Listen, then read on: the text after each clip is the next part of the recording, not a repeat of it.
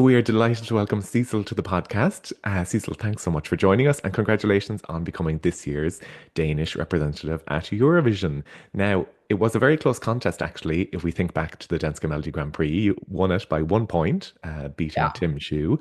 What made you decide that this was the year you wanted to enter and try go for Eurovision and with this song?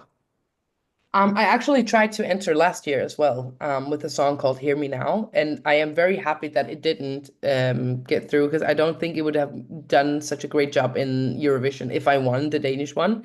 And also, I would never ever wish for anyone to be a part of last year's Eurovision. I think all of the participants last year can agree on that. Like it was a very hard time for everyone. But I think like also because this year I've like this song I can really it's something that I would always have dreamed of to participate with like this kind of Eurodance girly bop as you call it. That is definitely like that kind of song that I would, yeah, go with. So I'm very happy that this year I was like, you know what, let's do it. And I'm also glad that I had a year too, so I could release some music as well before, so people could like have something to listen to and know what kind of music I do on the side. Yeah, good idea, actually. Yeah. And it is a great Eurodancey girly bop, as you call it. Yes. Now, also, people had a lot of opinions on how you staged the song at Dansk Melodi Grand Prix and, in terms of what you were wearing and things like that. And Yeah. even afterwards, I think you were kind of like, what was I doing? What was I wearing? Yes. Oh my What God. was Yeah. the thought process behind how you presented it in Dansk Melodi Grand Prix? And then will it change drastically for Basel?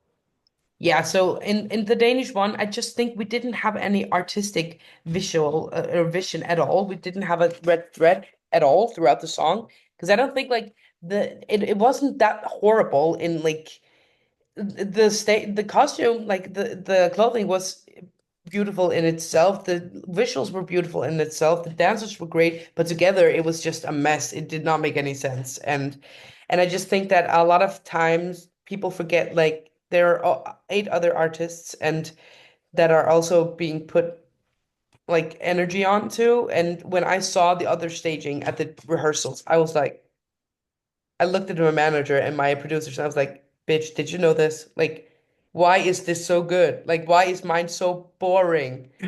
Why are And they you were like, sabotaging no. me? Yeah, literally. And they were like, no, it's fine. And I asked my producers, like, after, were you nervous as well? They were like, hell yeah. They were like, what the? Because I think because I was such a huge favorite to win in Denmark, we didn't never feel sure, but I had like a feeling of it's definitely possible. I felt like I would definitely be in top three. And then when I saw the rehearsals, I was like, I'm not gonna be in top three. I literally was like, I will not be in top three. And that also says like about how much staging, like it really means a lot when it comes to Eurovision.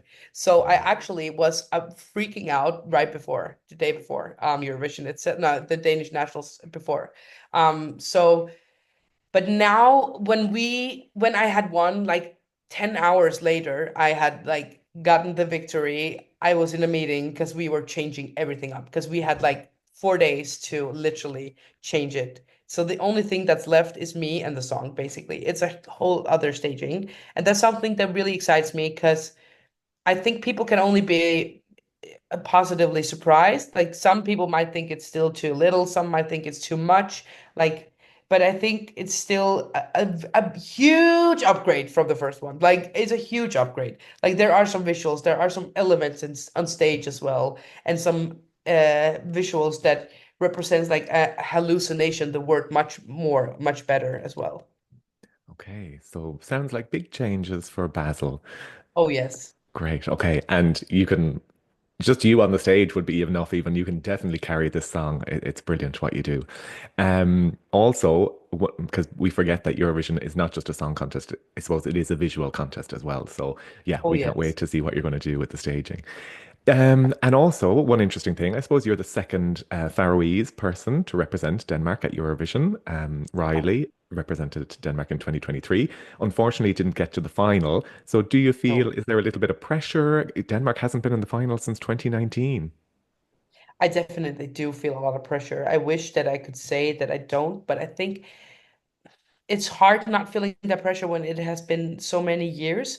And I feel like I have worked my ass off and I have put myself like through the mud just to get recognized in the Eurovision community. Because to be honest, like I don't think the Danish delegation, they're amazing and they're so sweet, but I think there's some things missing in case of like keeping up with what Eurovision is nowadays. Because when we go to the pre-parties, like a lot of the teams that always do well have like their own, they have makeup artists well, they have stylists with them, they have professional photographers, they have like videographers, they have so many people with them. And that's why they do well, because they use a lot of money on promotion as well. And the Danish delegation, that said, they are so amazing, and they always ask me if I need anything and stuff like that. They're very supportive as well, and they're very proud of me as well because I have put so much work in. But if I sometimes I'm like, imagine if I had like all these extra things, how much bigger it could have been. I don't know. I mean, but I think also I have to remember myself that if I won't qualify, it doesn't mean that I'm a bad artist. It's definitely just something, because there have been a lot of songs that has have not been qualified that I have been like, what? And I love listening to them still. So I'm trying to remind myself of that. But I'm trying not to say that because I'm like, when I get to the final, that's what I'm manifesting. Yes. I'm trying. But like I think everyone deserves to go to the final. And someone said, because they have heard me said somewhere before the Danish, because I said something around, if I win, I'm like, there's no way I won't qualify for the finals. And someone was like, oh, that's way too cocky or something. I was like, of course I don't know if I will, but I don't believe anyone would participate in Eurovision being like, no, my song is definitely not qualifying. Of course, everyone wants to Yes. qualify and thinks that it's good enough to qualify. Yeah, you have to Um, go with a positive mindset, and we exactly. definitely are hoping and wishing and expect you to qualify because we have fallen in love with you here in Ireland and fallen in love with you, your personality. And on our podcast, actually, we chat to the Eurovision contestants, but we also chat to the fans. And there's one Irish fan in particular, the drag performer Sophia Hart, that we had on our podcast. And you've probably seen on our social media, we've shared clips of her performing in the George nightclub in Dublin. She performs your song Hallucination. And she wanted to say that she is a huge fan of yours. And she wanted to know how you felt when you see her performing your song on social media. Was it drag queen? Yeah, Yeah, Sophia. exactly. There has been a lot of drag queens actually, but literally when I saw the first, I think she was the first one that I saw, I was like, I made it. I don't know, like it's like somehow something that you really wish for, like a drag queen performing to your song. That's something that I like. I've always been like, oh my God, I would love that. So when I sent it to my producers and they were like, hell yeah, Eurovision, you made it. And I'm like, yeah, I did. You've been accepted in the queer community. A drag queen is doing Exactly. your song. Exactly. And that's like also when I get like these clips from gay clubs as well, I'm like, okay, you know what? Either way, I have won some hearts, and that is much more important than like just winning a trophy or getting to the finals. But no, I need to go to the finals. Yeah, of course you. Yes. And I must say, Sophia, we had her on the show, and she was performing your song "Hallucination" in the club in Dublin before you even won Dansk Melodi Grand Yeah, I Prix. know. I She's remember. that much of a fan. So Yeah. yeah, and yeah, like I said, you've won many fans over this year. We are loving kind of your honesty, your bubbly personality. We're loving the chemistry this year between you and the other contestants. That's something that we've really noticed this year, and it's not always there every year, but there's a No, real kind of camaraderie this year. So have you been enjoying the pre-parties and getting to know the other contestants?